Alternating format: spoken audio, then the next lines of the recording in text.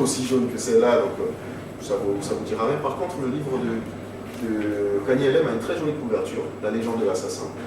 C'est dommage, publié chez la Caisse. C'est dommage que, comme on a une chroniqueuse qui n'est pas là, c'est elle qui a les livres, Grace. La légende de l'assassin, oui, Grace n'a pas aimé. Quand tu me diras ce qu'elle nous ont dit, elle a envoyé son petit message. La légende de l'assassin, donc c'est Kanye Lem. Kanye Lem, c'est un auteur du Togo, qui est l'auteur du Togo. Je confonds Bénin parce qu'il a écrit notamment un livre qui s'appelle Esclave, qui est une espèce d'épopée extraordinaire, qui raconte le départ d'un... Je fais juste une parenthèse avant d'entrer dans la légende de l'assassin. En fait, dans Esclave, ça raconte donc le départ d'un groupe d'esclaves qui sont envoyés sur l'île de Bahia. En fait, donc, qui échouent sur l'île de Bahia parce qu'au départ, c'est pas leur destination principale. Dans le lot d'esclaves qu'on prend, il y a un prêtre vaudou qui, dans le bateau, lance une malédiction contre le bateau et au lieu d'aller vers les Amériques, le bateau échoue et il se retrouve sur l'île de Bahia. Donc déjà, cette première partie qui parle de la société avec le roi Adédozan qui à l'époque ce qui est très intéressant parce que c'est un roi qui refuse, qui a des rapports avec le Portugal, le roi du Portugal et tout, et qui non pas refuse l'esclavage parce qu'il est dans une société où lui-même a des esclaves, mais qui refuse la traite. Donc quand les Portugais viennent négocier avec lui pour avoir des hommes pour les envoyer, il leur dit, bah, si vous voulez faire travailler des gens, faites-les travailler ici, je ne vois pas pourquoi je vous donnerai, moi, mes serviteurs ou mes esclaves. Donc pendant tout le temps que Adédozan est là, il refuse absolument le commerce triangulaire. Donc il y a des escarmouches avec les Portugais, et il y a on va dire un administrateur portugais qui s'allie avec le cousin d'Adédozan pour faire sauter le roi. Donc ça c'est intrigue classique dans une cour royale où il y a quelqu'un qui vient prendre le pouvoir. Et ce roi-là, lui, fait des accords avec Chacha, donc qui est ce portugais-là, et qui lui commence à exporter ses esclaves d'abord, il commence à les envoyer, ils font du commerce, il commence à faire du business. Et donc c'est Adédozan, une fois qu'il est écarté, il y a ce nouveau roi-là qui collabore et qui fait du business des esclaves. Et ce prêtre vaudou se retrouve dans ce micmac-là, il se retrouve à être envoyé en esclavage, alors que c'est normalement quelqu'un qui est censé être un notable. Et il se retrouve dans le bateau. Il fait une espèce de malédiction sur le bateau, et le bateau, au lieu d'aller vers l'Amérique du Nord, se retrouve sur l'île de Bahia. Et là, on bascule dans un... Donc, autant dans la première partie, on est sur des intrigues de cour, sur du complot, on est... je sais pas, on est... comment ça s'appelle la série... On est dans Les Rois Maudits. Voilà. Donc dans cette première partie, on est dans Les Rois Maudits. Autant dans la deuxième partie, en fait, il nous raconte comment se fomente... c'est historique, hein, c'est l'une des plus grandes rébellions d'esclaves qu'il y ait eu sur l'île de Bahia, qui a été une énorme rébellion, et là pour le coup Kanye Lem avait fait des énormes recherches là-dessus, et il a décrit en fait, grâce au fait qu'il y avait un grand nombre d'esclaves qui étaient des musulmans qui savaient écrire l'arabe, ils ont fomenté un coup qui a fait que c'était l'une des plus grandes rébellions sur l'île de Bahia. Et ça aussi c'est super intéressant, on voit comment c'est fait. Et il y a une troisième partie, où parce que c'était tellement le désordre, qu'est-ce qu'ils font donc les esclavagistes, les Portugais, ils renvoient en fait les plus têtus sur le continent africain, et un peu comme on a créé le Libéria, en fait on renvoie tous ces anciens esclaves qui reviennent sur la côte dahomeyenne et qui s'appellent les Afro-Brésiliens. Voilà, et il explique en fait, il raconte l'histoire des Afro-Brésiliens et qui dans certains d'entre eux deviennent eux-mêmes esclavagistes. Alors qu'il y a quoi? Il y a une génération qui passe, et le simple fait qu'il y ait une génération qui passe suffit à couper les racines, et puis surtout, on renvoie des gens sur la côte, mais on renvoie des gens on ne les renvoie pas dans leur tribu. Donc, il y a des gens qui ont été pris à l'intérieur, qui étaient partis, et qui, une génération après, ou je ne sais pas quoi, qui sont renvoyés un peu comme ça. Donc, quand ils arrivent, c'est ceux qui se font appeler, qui créent une espèce de nouvelle communauté qui s'est fait appeler Afro-Brésiliens, qui parlent portugais et autres, ne se sentent pas, il n'y a pas de filiation avec les peuples qu'ils viennent rencontrer, et eux rentrent encore dans une espèce de commerce avec les Portugais. Donc c'est vraiment, pour moi, c'est vraiment un super livre où on apprend des choses, et évidemment de la fiction, et c'est vraiment magnifique. Esclave, c'est magnifique. Pourquoi je parle de l'esclave, et je ne parlerai pas de Kola Kola Diaz, qui est aussi super, parce que la légende de l'assassin, j'ai l'impression que ce n'était pas du tout le même auteur. La légende de l'assassin est aux antipodes. De quoi nous parle la légende de l'assassin? C'est un avocat sexagénaire qui va à la retraite et à son départ de la retraite, donc c'est plutôt un homme plutôt désabusé qui a une vie, c'est un notable, hein, mais qui n'a pas eu une vie très exaltante.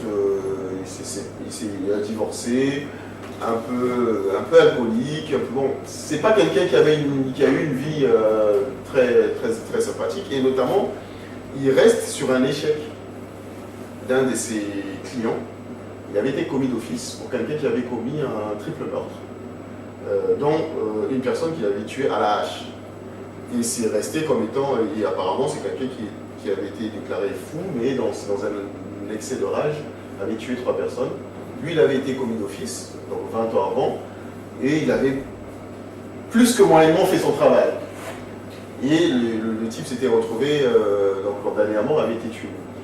Et dans cette période-là, il y avait une espèce de révérend, un type Hightower, il s'appelle, une espèce de gourou évangéliste, il fait pas mal de mysticisme, une espèce de star de l'évangélisme de la télévision, et un peu allumé, qui lui avait envoyé un émissaire avec un message disant « J'ai les preuves que l'assassin qui va être tué n'est pas l'assassin ». Et en fait, l'avocat n'avait absolument pas considéré ça en se disant « Ce type-là, c'est une espèce d'illuminé qui m'envoie une espèce de vieille folle », et donc il n'avait pas pris ça en compte. Et 20 ans après, quand il fait ses paquets pour partir, il y a ce truc-là qui remonte, qui commence à le titiller, et donc il recontacte Hightower. Donc quand on est là, on se dit, sympathique, c'est sympa. Et puis à un moment, je ne sais pas pourquoi, mais ça s'effondre.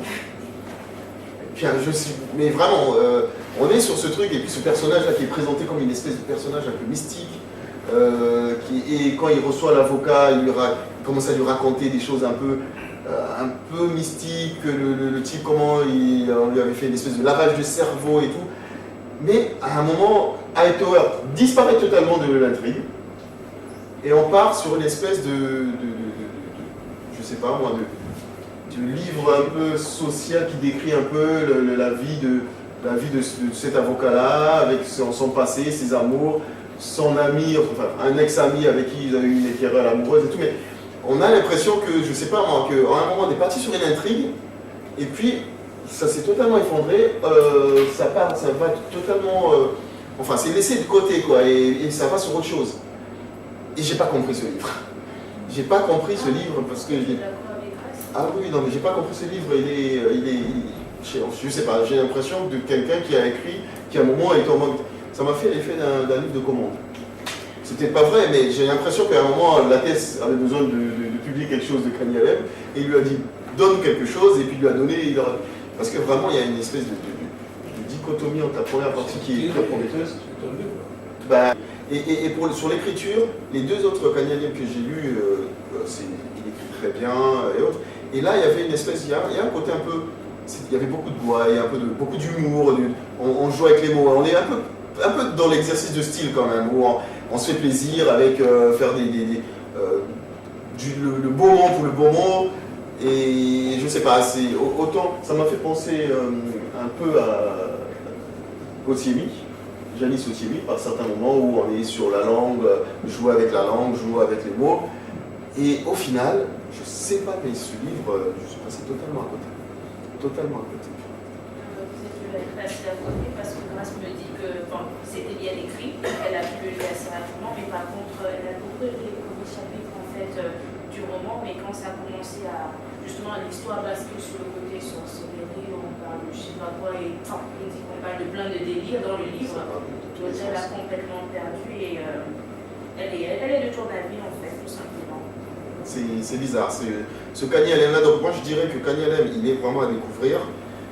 Pour ceux qui le connaissent déjà, lisez-le, puisque moi je dis toujours aux gens de lire les livres, hein. Lisez-le, et puis après vous m'envoyerez un message pour me dire si je suis passé totalement à côté de l'histoire. Et puis pour ceux qui ne connaissent pas Kanye Alem, honnêtement si vous voulez le découvrir, il y a Kola Kola Jazz qui est superbe, et Esclave, le livre Esclave, qui est sorti je crois en 2009. qui est vraiment excellent. En plus, Kola Jazz, je crois qu'il est compris d'Afrique noire aussi. C'est un livre que tu écris sur l'Afrique ou sur différents pays. Kola Jazz, c'est sur un. Pas du tout. La Kanye Alem, il est togolais, et Kola Jazz, pareil. Kola Jazz, c'est plutôt l'histoire c'est une fille qui revient redécouvrir son père, en fait. C'est une métisse que son père avait abandonné, et un jour reçoit un message de son père qui dit Où sont tous ces viens, on a besoin de toi. Pardon? Où sont tous ces œuvres-là? Bah, normalement, on peut commander dans n'importe quel libraire, normalement, on doit pouvoir. Normalement, les libraires, ils sont très souples à ce niveau-là. Il y a une libraire juste en face de vous. Vous lui faites votre commande. Et Sandrine se fera un plaisir de. C'est une libraire à Bluevision. Elle est. Voilà.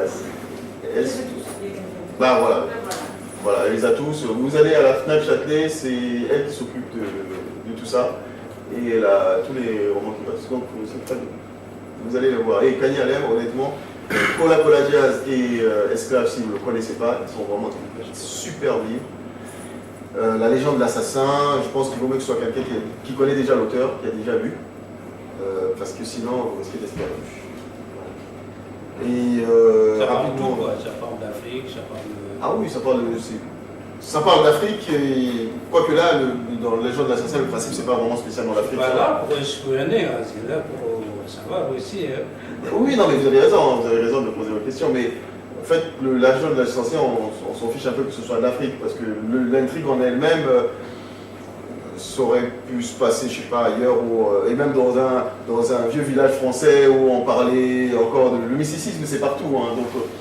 Autant esclave, évidemment, et ça a une géographie. Et le village d'Afrique aussi, hein, c'est intéressant. Je suis d'accord, mais bon, c'est passer plutôt sur. Juste avant de passer rapidement, deux mots sur le Ronald C. Paul que j'ai.